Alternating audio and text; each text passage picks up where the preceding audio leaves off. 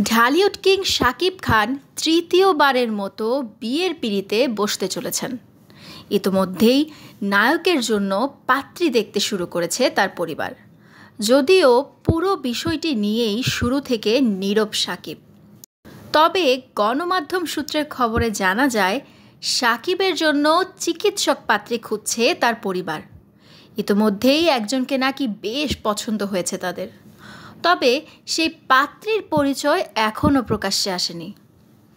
এদিকে চিকিৎসক পাত্রীর খবর প্রচার হতেই অনেকে দাবি করছেন শাকিবের হবু বউয়ের নাম ডাক্তার মিষ্টি জান্নাত, যিনি ঢাকাই সিনেমার একজন অভিনেত্রী, পাশাপাশি চিকিৎসকও বটে।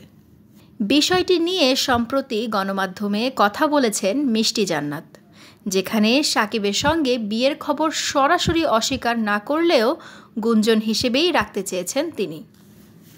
এই নায়িকা বলেন, শাকিব খানের বিয়ের খবরের পর থেকে অনেক সাংবাদিকই আমাকে ফোন করেছেন।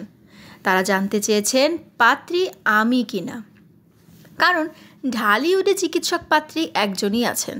তবে এই বিষয়ে আমি এখনও কাউকে কিছু বলিনি, কারণ সব কথা বলা যায় না। কিছু গুঞ্জন হিসেবেই থাকতে দেওয়াই ভালো। শাকিব খানের সঙ্গে কাজ করার কথা চলছে জানিয়ে মিষ্টি জান্নাত বলেন, সম্প্রতি আমার সঙ্গে শাকিবের একটি সিনেমার কথা চলছে। এখন শাকিব কলকাতায় আছে। কিছুদিন আগে আমিও কলকাতায় গিয়েছিলাম একটি কাজের জন্য। আবারও একটা কাজে কলকাতায় খুব শিগগিরই যাব। শাকিবকে বিয়ের প্রসঙ্গে এই অভিনেত্রী বলেন, ইদানিং আমার সঙ্গে শাকিবের বেশি দেখা হয়েছে। আমি একজন অভিনেত্রী, সেই সঙ্গে ডাক্তারও।